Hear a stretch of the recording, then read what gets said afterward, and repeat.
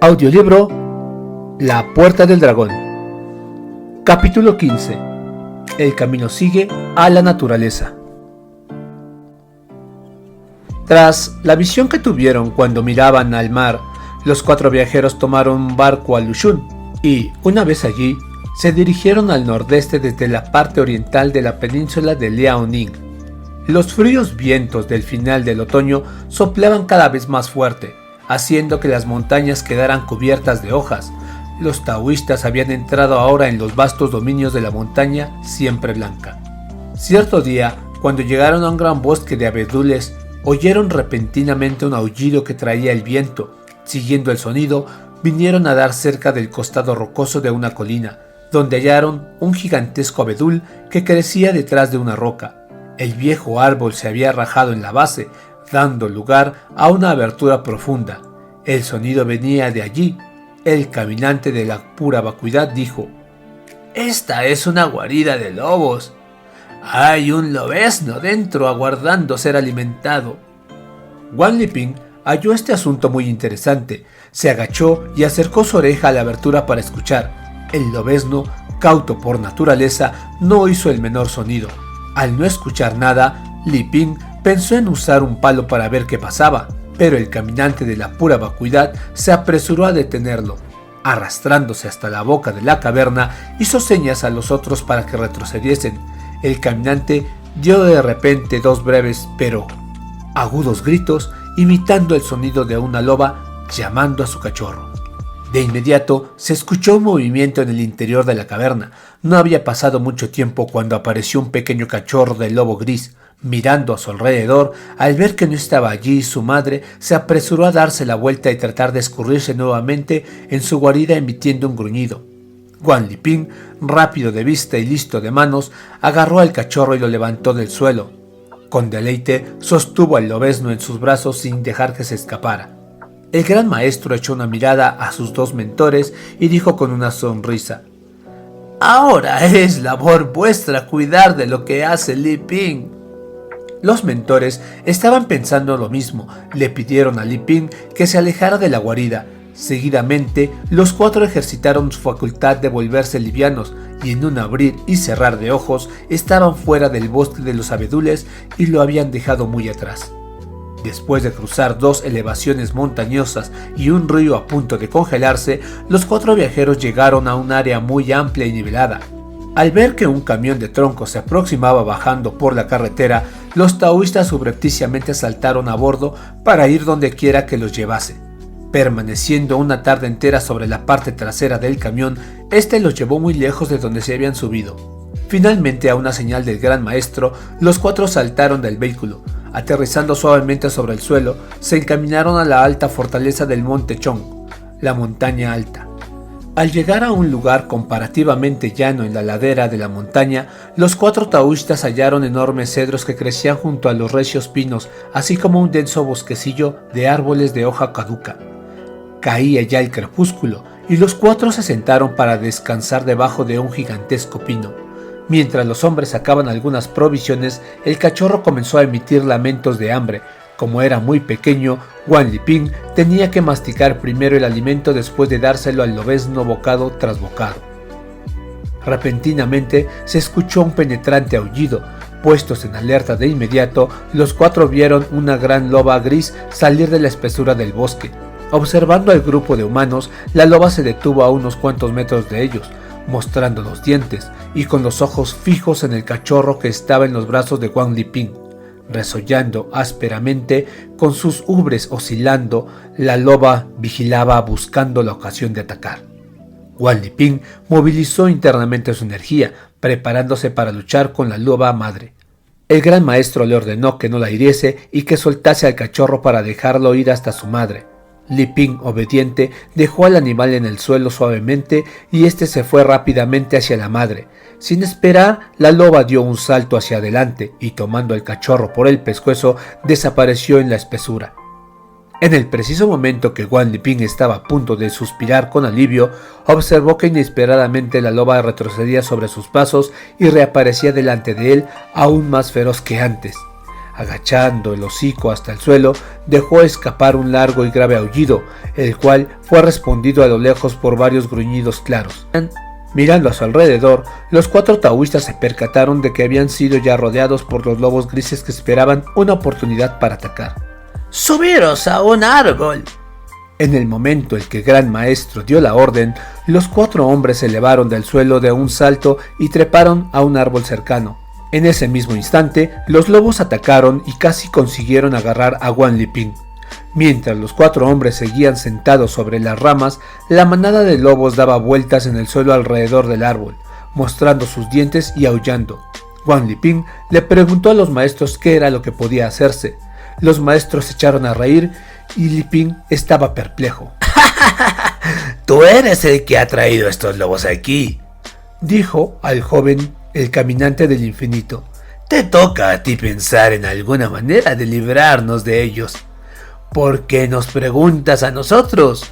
Yo soy viejo y estoy cansado. Me gustaría tomarme este tiempo para descansar y echarme una siestecita.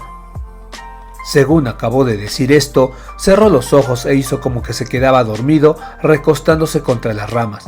Los 2 mentores no dejaban de observar a los lobos que estaban violentamente agitados sin decir ni una palabra. Guan Liping no tenía ningún plan de acción. Imaginándose que había sido atrapado por los maestros, decidió emplear su poder interior. Reuniendo energía al combinar las fuerzas internas en su origen, levantó la palma de su mano derecha. ¡No los vayas a matar!, le advirtió el gran maestro repentinamente. Utiliza solamente el 30% de tu poder, se apresuró a agregar el caminante de la pura serenidad. ¡Déjalos que vivan! Con estas instrucciones en mente, Guan Liping impulsó su palma hacia adelante violentamente. Un rayo de luz blanca relampagueó y varios de los lobos cayeron inmóviles sobre el suelo sin emitir ningún sonido. El corazón de Liping se estremeció. No creía que hubiese utilizado tanta fuerza, pero el caso era que los 3 lobos habían muerto. Ahora él había quebrantado el precepto en contra de quitar la vida, y eso era una falta seria. Lo que Guan Liping había utilizado era la palma de los 5 truenos. Este poder surge velozmente como un relámpago, con tremenda fuerza. El hecho extraordinario es que la víctima no presenta ningún signo externo de daño. El poder penetra dentro del cuerpo con una fuerza explosiva capaz de dañar los órganos internos debido a la sacudida. Entre los taoístas, este ataque con la palma ha sido utilizado únicamente para la defensa y nunca para la agresión. El caminante de la pura serenidad había practicado esta forma de ataque durante años y poseía gran destreza en ello. Le había transmitido todo cuanto conocía a Guan Liping. Los 2 habían estado practicando juntos y habían alcanzado unos niveles de destreza sumamente refinados. Combinado con el paso de Yu, en el que la mano es repentinamente impulsada hacia adelante en el curso del ejercicio, llega a acumular todavía más de este poder sin par. El gran maestro había dado órdenes de no quitar ninguna vida por medio de esta técnica. Los mentores se habían ceñido a esa regla estrictamente. En una ocasión, cuando durante la práctica el caminante de la pura serenidad inadvertidamente hirió a Guan Liping, se sintió extremadamente afligido por su error.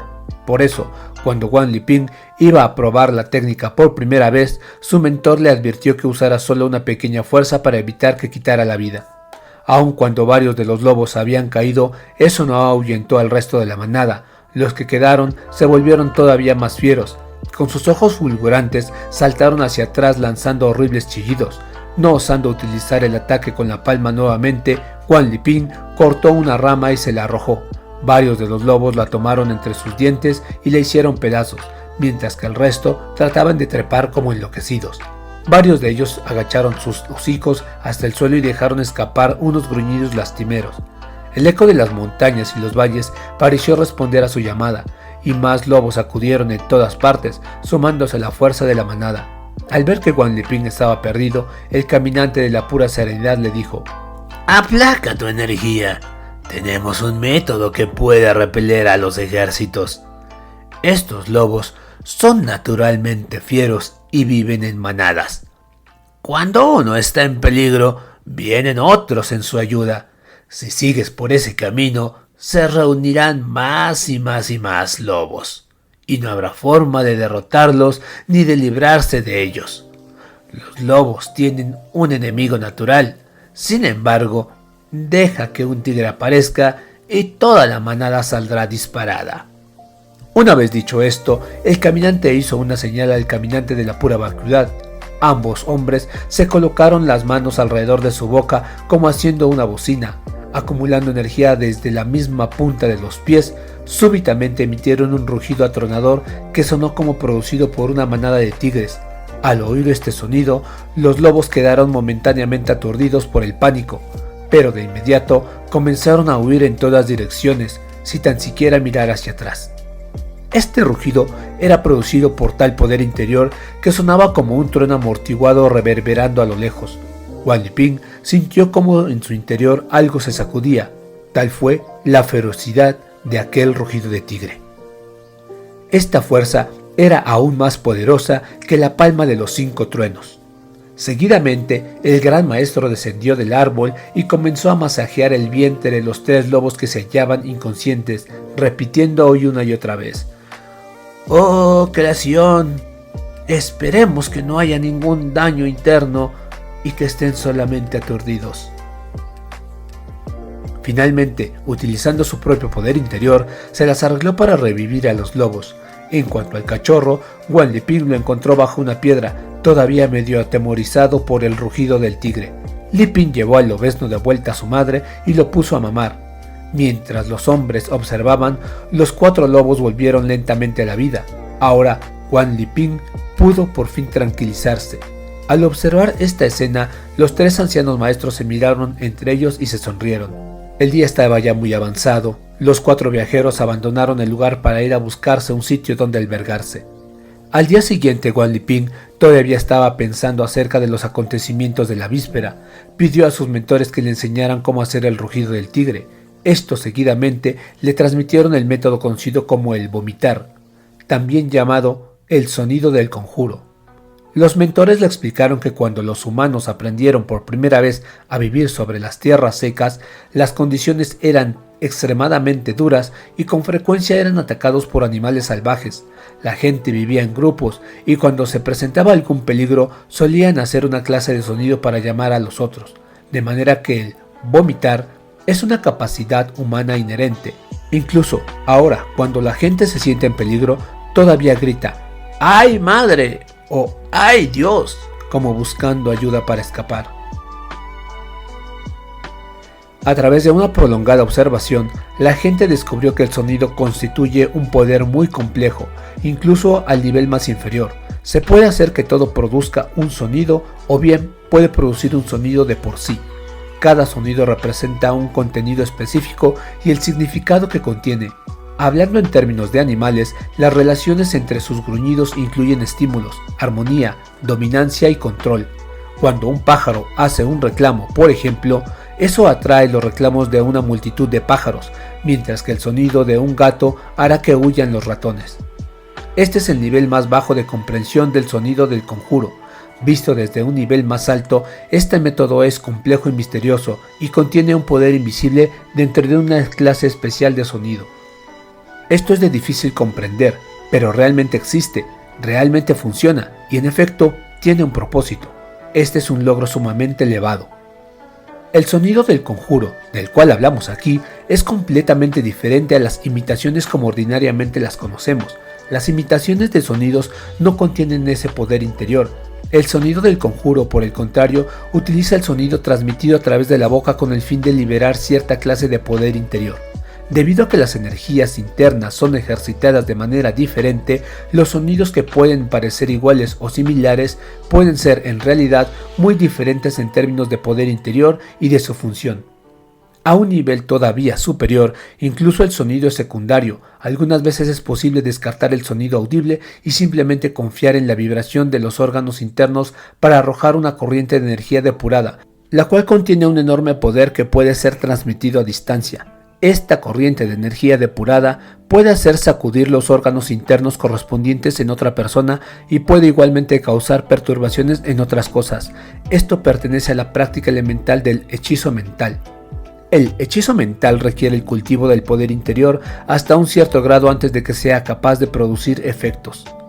Por esta razón constituye una técnica avanzada del trabajo interior. Se trata de un asunto que otorga un fortalecimiento efectivo. Las palabras de un conjuro no tendrían ningún poder ni efecto alguno cuando son invocadas sin que se posea algún fundamento de trabajo interior.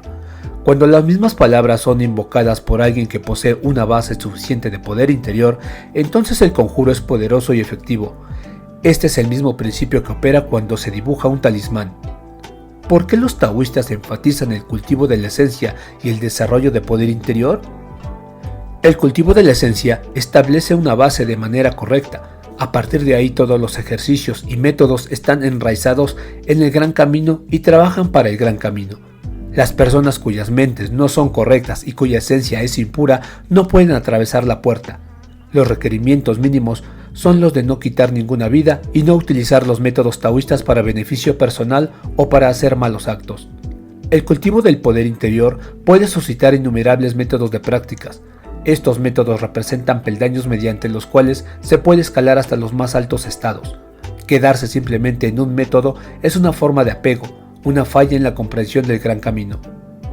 El sonido del conjuro es una especie de medio de transmitir influencia e información entre la gente, entre humanos y animales y entre seres humanos y otras fuerzas.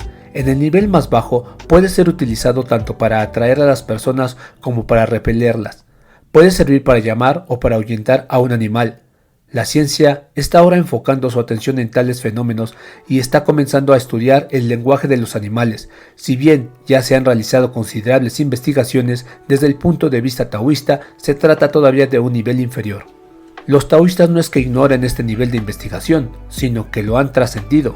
Ellos buscan poner un mayor énfasis en el sonido para la transmisión, a fin de realizar más cosas y cosas más importantes. También buscan producir un sonido inaudible que transporte un poder aún más misterioso, capaz de realizar cosas inconcebibles. La humanidad ha pasado por decenas de miles de años de historia sin haber llegado a una conclusión final. La única cosa que puede afirmarse es que en el proceso de desarrollo de esta humanidad ha existido tanto el progreso como el regreso.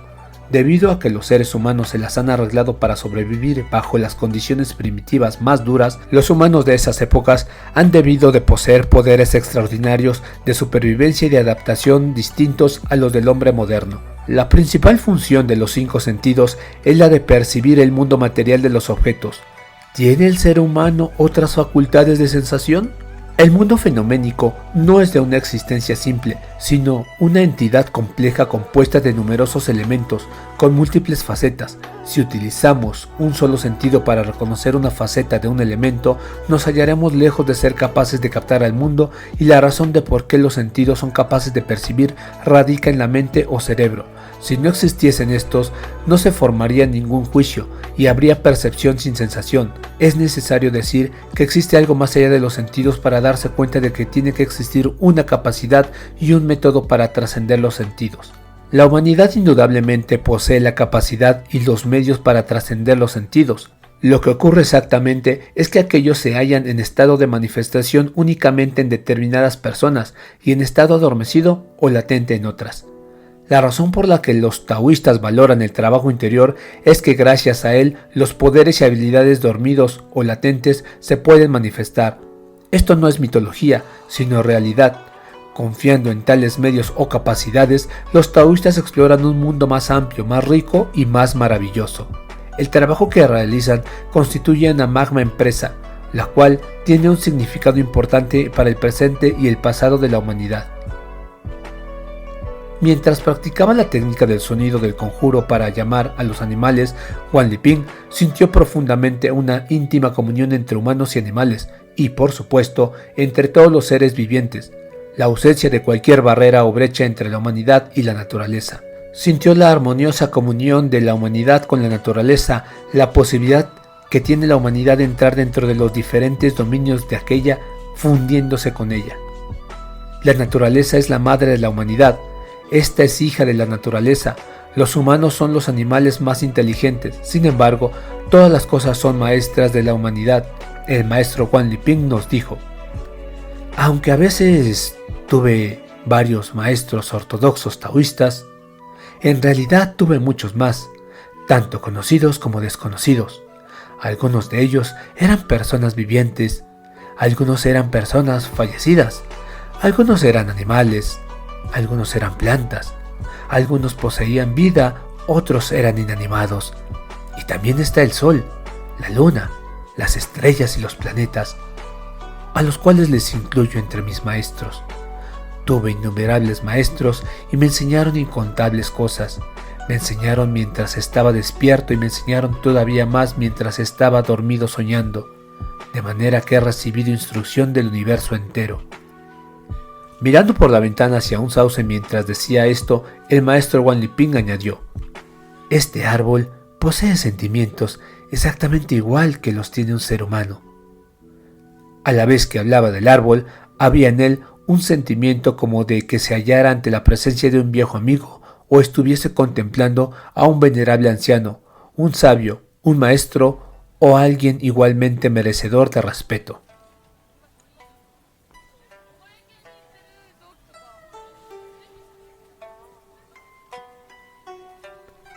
El otoño se detiene solo brevemente en la montaña siempre blanca, antes de que el invierno irrumpa por aquellos parajes. Los vientos fríos no tardarían en dejar oír sus silbidos. La nieve ya se hallaba sobre la tierra. El hielo estaba en el aire y los bosques de la montaña se sumían en la quietud. En esta ocasión los 4 taoístas pasaron de noche sentados en una caverna en la montaña, percibiendo las nubes que ya se extendían densa y silenciosamente, esparciendo enormes copos de nieve. Cuando Guan Liping salió a echar un vistazo fuera de la caverna al amanecer, encontró todo ese mundo adornado de plata y envuelto en una blanca seda. La nieve caía pesadamente sobre los verdes pinos, los picos del color del jade permanecían a lo lejos en filas. Mientras Guan Liping caminaba sobre la nieve virgen, recordó los días de su infancia cuando, junto con sus compañeros de juegos, solían hacer muñecos de nieve. Pensando en aquellos días, se encontró haciendo bolas de nieve y arrojándolas a lo lejos. Tras jugar de esta manera durante un rato, Liping pensó que sus maestros, al ser tan ancianos y usar vestiduras tan delgadas, deberían estar pasando dificultades para soportar este clima tan frío. Decidió reunir alguna leña para ellos. Al ver a Guan Liping con un atado de leña, el caminante de la pura serenidad le preguntó: ¿para qué es todo eso que traes? Voy a hacer fuego. ¿No sienten frío? El caminante se echó a reír. ¿Para qué sirve un fuego en este clima tan caliente? ¿No tienes miedo de que nos achicharremos todos? Guan Liping no tenía ninguna respuesta. Pensó que su mentor estaba bromeando. Tocó la mano de este y la encontró más fría que el hielo. Luego tocó la mano del gran maestro. También la sintió fría, sumamente fría. Estás a punto de congelarte. ¿Estás a punto de congelarte?, se quejó Guan Liping. ¿Y todavía dices que hace calor? El caminante de la pura serenidad se rió y dijo: si nosotros nos helamos, ¿no nos volveríamos más calientes? De pronto, Guan Liping comprendió.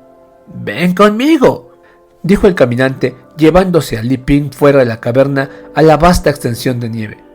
La nieve estaba blanda y tenía unos 15 centímetros de profundidad, justo lo adecuado para utilizarla como cojín para sentarse a practicar ejercicios.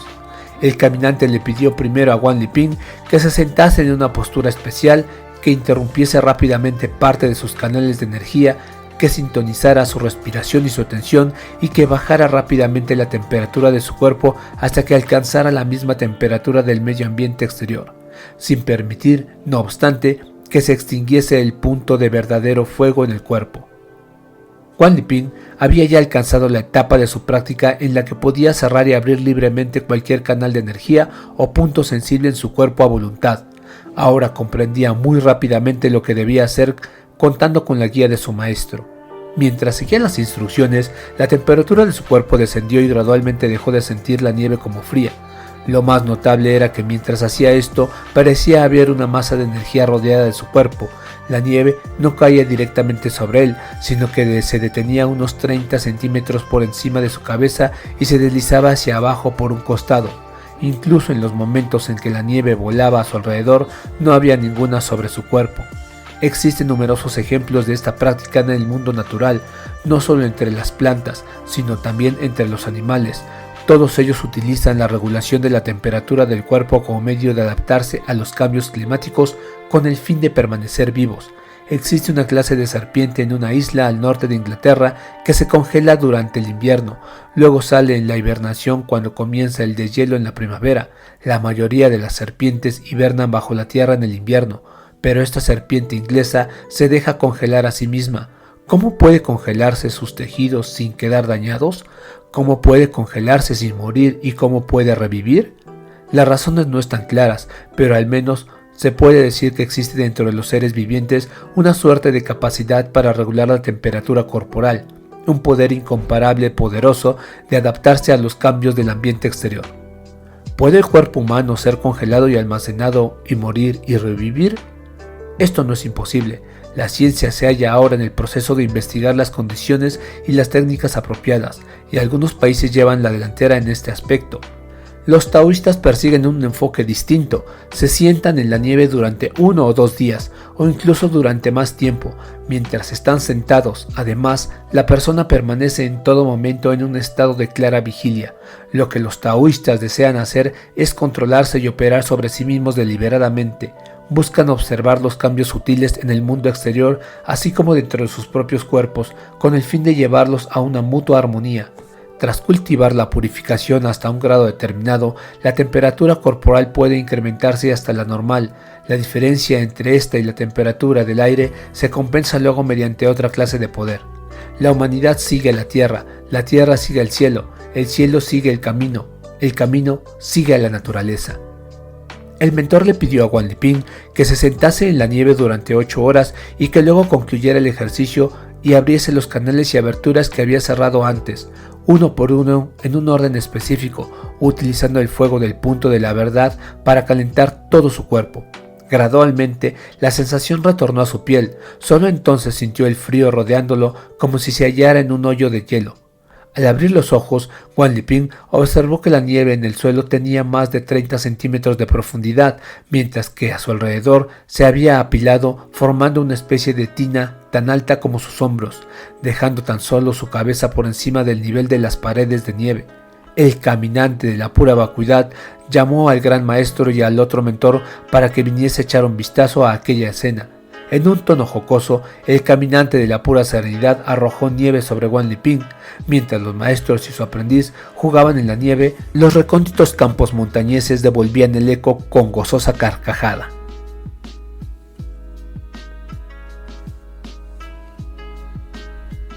Los 4 taoístas continuaron su viaje hacia el norte. Viajar por montañas cubiertas de nieve aumentaba la diversión, pero también incrementaba el peligro. Se hacía difícil saber si el lugar donde pisaban era sólido o no, de manera que cada uno de ellos tenía que estar excepcionalmente alerta. Aunque Guan Liping había nacido y se había criado en el nordeste, esta era la primera vez que había estado en lo más recóndito de la montaña siempre blanca. Naturalmente, correspondía al caminante de la pura serenidad tomar la delantera y encontrar el camino. El gran maestro le dijo a Guan Liping: «Debes quedarte tranquilo en una cueva de nieve, mirando hacia una pared y practicar ejercicios mientras que nosotros merodeamos por los alrededores. Regresaremos y te recogeremos más tarde. ¿Qué te parece esto?». Guan Liping replicó: «De acuerdo, pero ¿cómo me vais a encontrar en medio de la nieve que borra todas las huellas? Sería mejor que los 3 regresáis a esa casa y esperáis hasta el fin del invierno. Cuando el hielo y la nieve se fundan y las montañas estén inundadas de torrentes por el deshielo, podréis mirar bajo el bote en el que estéis navegando, pescar el gran pez que veáis allí y subirlo a bordo. Yo estaré sentado en sus intestinos». «Bueno. Los 3 ancianos magos no podían parar de reír. Un cierto día, cuando los 4 taoístas acababan de escalar un pico de una montaña, observaron un rastro de pisadas en la nieve. Mirando cuidadosamente, Wang Liping se estremeció. Las huellas habían sido hechas con los pies desnudos. ¿Quién podía hallarse por aquí perdido entre las montañas?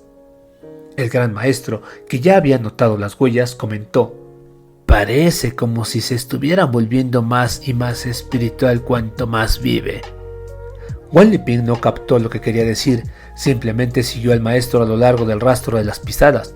Siguiendo las huellas en la nieve, los 4 taoístas bordaron una colina, caminando sobre profundas capas de nieve, y se abrieron paso a través de un bosque hasta que divisaron a un viejo pino en la ladera de la montaña, medio aplastado por la nieve, como si fuera un paraguas o un palio. Bajo el pino había una choza de madera. La choza era simple y rústica, sin embargo, sobresalía elegantemente en la nieve. Frente a la choza había un anciano. Era alto y de complexión maciza, vestido con sencillez y con ropajes delgados. Estaba despejando los montes de nieve del frente de la choza. El gran maestro no pudo evitar entonar los versos. Un pino verde rodea a una pequeña choza. Las montañas profundas ocultan un verdadero ser humano. El anciano que estaba enfrente de la choza replicó poéticamente: 1000 montañas tiemblan ante un rugido, un grito y las 100 bestias se estremecen. Wang Liping se sentía muy extraño. Se dio cuenta de que el anciano se estaba refiriendo al encuentro con los lobos que había sucedido tiempo atrás. Habían transcurrido ya varios días y además el incidente había tenido lugar a más de 100 kilómetros de distancia. Si este anciano fue capaz de oír el rugido del tigre y sabía lo que había sucedido, entonces debía tratarse de un hombre muy realizado. El anciano de la choza descendió montaña abajo para saludar a los 4 viajeros. «Habéis venido desde lejos», dijo el anciano. «Iba solamente a fundir un poco de nieve para que os podáis lavar».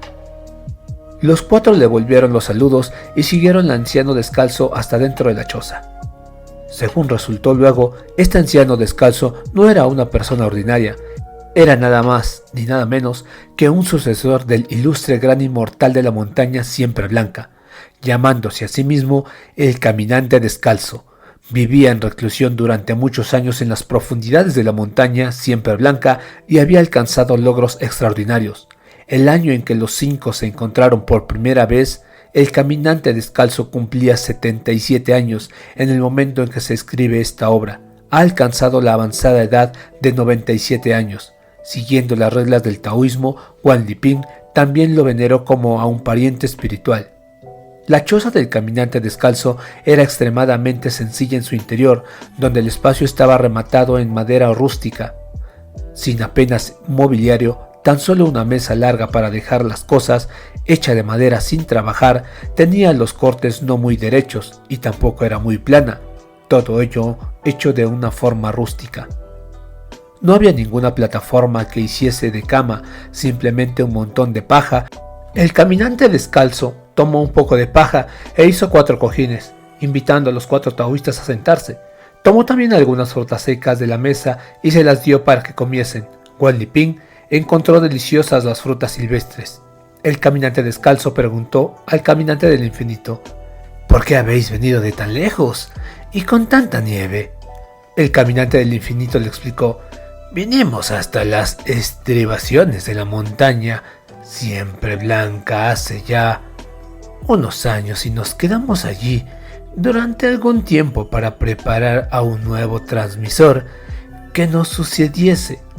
Entonces el país se sumió en el caos y todo lo que pudimos hacer es llevarnos al aprendiz de viaje. Durante los últimos 3 años hemos merodeado por media China y ahora estamos de regreso. Vine aquí a pesar de la nieve para verte, debido sobre todo a nuestra antigua amistad. Eres muy amable, dijo el Caminante Descalzo humildemente. Espero que tú y los otros 2 maestros me daréis alguna instrucción. El caminante del infinito hizo entonces la presentación del transmisor Wan Liping al caminante descalzo. El caminante le escrutó durante un tiempo y quedó muy complacido. Wan Liping se dio cuenta de que el caminante descalzo y sus maestros habían estado ya en contacto y que eran colegas en el taoísmo. A pesar de vivir tan separados, por fin comprendió el significado del comentario del gran maestro cuando encontraron las pisadas en la nieve. Siempre que unos compañeros taoístas se encuentran naturalmente, hablan acerca del camino. Los cuatro mayores pasaron la noche conversando abiertamente, mientras Wan Liping escuchaba tranquilamente, aprendió unas cuantas cosas. Al siguiente día había cesado de nevar. Un sol brillante en un día claro resplandecía en la planicie de nieve con una cegadora luz plateada, iluminando un mundo de completa pureza. El caminante de la pura serenidad y el caminante descalzo decidieron practicar las artes taoístas juntos, con el fin de agudizar sus capacidades. Los dos hombres se sentaron afuera de la nieve y comenzaron a ejercitar su poder interior. Poco después, la nieve, en un radio de varios metros alrededor de los dos, se había fundido completamente, exponiendo las verdes rocas que había debajo, y hasta las rocas se secaron gradualmente. El caminante del infinito y el caminante de la pura vacuidad observaban de cerca tranquilamente. Wan Liping también observaba en silenciosa admiración. En un parpadeo de ojos, el caminante de la pura serenidad y el caminante descalzo se levantaron del suelo, sentándose en medio del aire.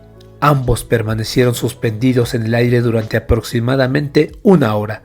Mientras Wan Liping observaba a su mentor trabajando internamente con los ojos cerrados, pensó un plan.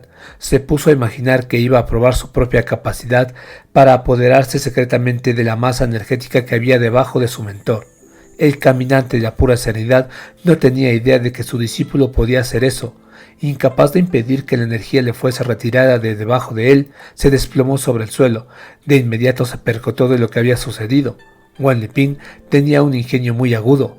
Temiéndose que su mentor le jugara alguna teta para devolverle la broma, Liping de inmediato le pidió perdón. El caminante descalzo ya se había dado cuenta de lo que estaba pasando. Siguió repitiendo: «Sois verdaderamente extraordinarios, y vuestro joven aprendiz es un discípulo meritorio de una escuela distinguida. He aprendido algo hoy». Todos se rieron y el caminante de la pura serenidad perdonó a Wan Liping.